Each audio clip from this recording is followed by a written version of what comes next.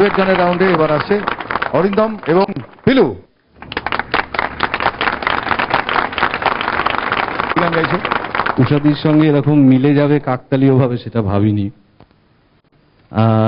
যে গানটা গাইছি সেটি আমার জনপ্রিয়তম গানের মধ্যে একটি।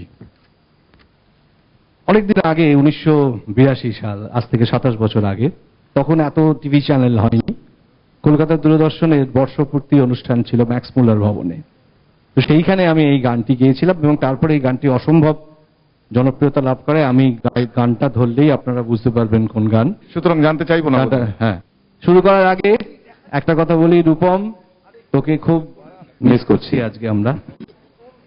যাই হোক, তুই যে কাজে গেছিস, অনেক লোক হবে নজরুল মঞ্চে এবং একটা থ্যালাসেমিয়ার পেশেন্টও যদি তাতে উপকৃত হয়, আমরা রকবাজরা ধন্য হব। এটি একটি প্রচলিত লোকগীতি। কে লিখেছেন আমরা জানি না, কে কার সুর সেটাও আমরা জানি না, কিন্তু অদ্ভুত সেই লেখা। মাছেদের বিয়ে হবে, দাড়িকা বলে একটা মাছ, সেই মাছের বিয়ে হবে। তার সেই মাছ তার বন্ধুদের নিয়ে জেলেদের কাছে অনুরোধ করছে, দেখো ভাই আজকে আমাদের ধরো না, আমাদের বন্ধুর বিয়ে। একটা আপাত দৃষ্টিতে একটা চটকা গান এটা, কিন্তু চটকা গানের আড়ালে কি গভীর কথা বলা আছে, শুনুন।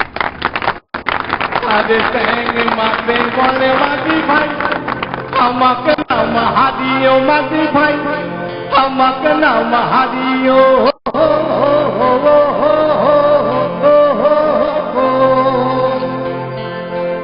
আরে কাল দাড়ি কার হইব বিয়া, আমি বই রাতে দাম। আরে ও মোর ক্যাকই মাসি মেনকা দিদি বউ ভোলানি মাথা পানি পিঠা তুলকি এক দেখিলা জটাবো গিলা আলুক শালুক শালুক নদী মা হইরা মোরলা কাল দাড়ি কার হইব বিয়া আজো চান্দা নাই রে। আরে ও রে আজো চান্দা নাই রে।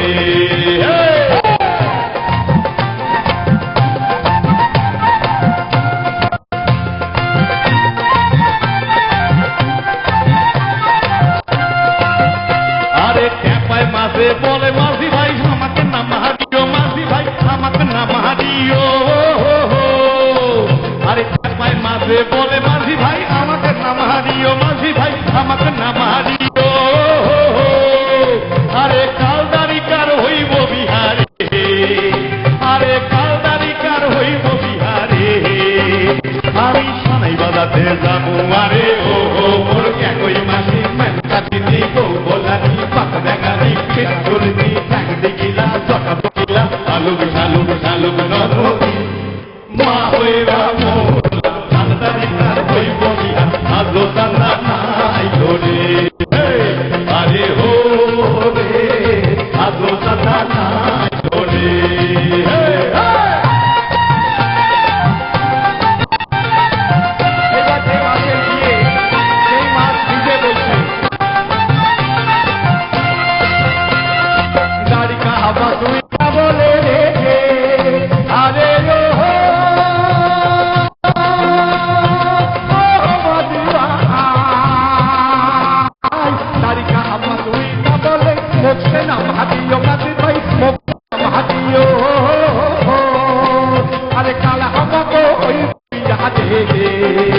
আমি কন্যা খরচ নেব।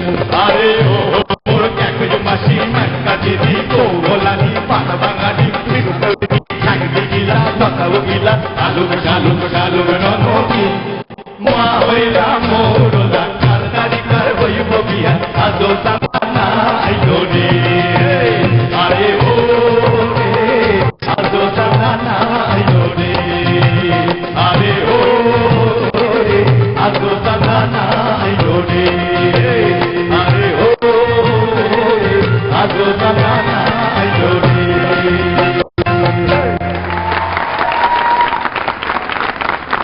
থ্যাংক ইউ, দারুণ। আজকে গলাটা সব থেকে ভালো কাজ করেছে। থ্যাংক ইউ সুমনদা। আমি তো তোর সঙ্গে একেবারে একমত। ব্রিলিয়েন্ট পারফরমেন্স, মানে one of the most entertaining performance, মানে এত ভালো যে বলার কথা নয়। না আসলে খুব খুব ভালো। যদি প্রিফেসটা না বলতো তাহলে হয়তো অনেকেরই বোঝা মুশকিল হতো, কারণ একটু ডাইলেক্টটা তো অন্য। না এখন তো বাজারে এইসব মাছ ফাছ তো ছেড়ে দেয়, চাঁদা মাছ ফাছ কেউ শোনেই। হ্যাঁ সেই হ্যাঁ, হ্যাঁ। মৌরলা পর্যন্ত এখানে কেউ মানে বাচ্চাগুলো শুনেছি আমি জানি না। সেই সুতরাং এতগুলো মাছের নাম, এগুলো আমার মা মাসি হলে হ্যাঁ, বলে দিত। বলিব। কি দিয়ে লাউ দিয়ে খেতে হয় না, কোনটা পুঁইশাক দিয়ে খেতে হয়, কোনটা কি করতে হয়। আর বাঙালির বাচ্চা তো আমরা এগুলো এই খুব ধরনের ভালো এক জানি। কোনোদিন যদি সুযোগ পাই ভবিষ্যতে, এই ধরনের একটা গানও আমার আছে, ওকে, যে শাক, বিভিন্ন রকম শাক উঠে বলছে যে আমাকে কি দিয়ে খেতে হয়, সেই নিয়ে একটা গান আছে, অসাধারণ গান। ফ্যান্টাস্টিক। ইন্দ্রাণী, যেভাবে মাছের দাম বাড়ছে এভাবে মাছের গানই শুধু শুনতে হবে কিছুদিন পরে। মাছ জিও। অসাধারণ, ব্রিলিয়ান্ট পারফরমেন্স। আমার ইলিশ মাছের পাতুরিটা ভাল লেগেছে, বাট তারপর এটাও আমার আরো খেতে ভাল লেগেছে। Very very Thank good. না ওয়ান সেক না না না না, সুমন সুমন এই চারটে মাছের নাম বলতো। আচ্ছা, মরলা মাছের ভাজা আমার খেতে ভাল লাগে Suman, but that is in December. বাকি তিনটে বলো, এই গান থেকে বাকি তিনটে বলো। তুমি তো লোককে কুইজ করে করে প্রায় অতিষ্ঠ করে দাও। আর বাকি তিনটে নামের মাছের নাম বলো এই গান থেকে। ও ভাবতে ততক্ষণে আমরা দর্শকদের কাছে আরে যাই। Nachiketa, you are good friend, thank you so much.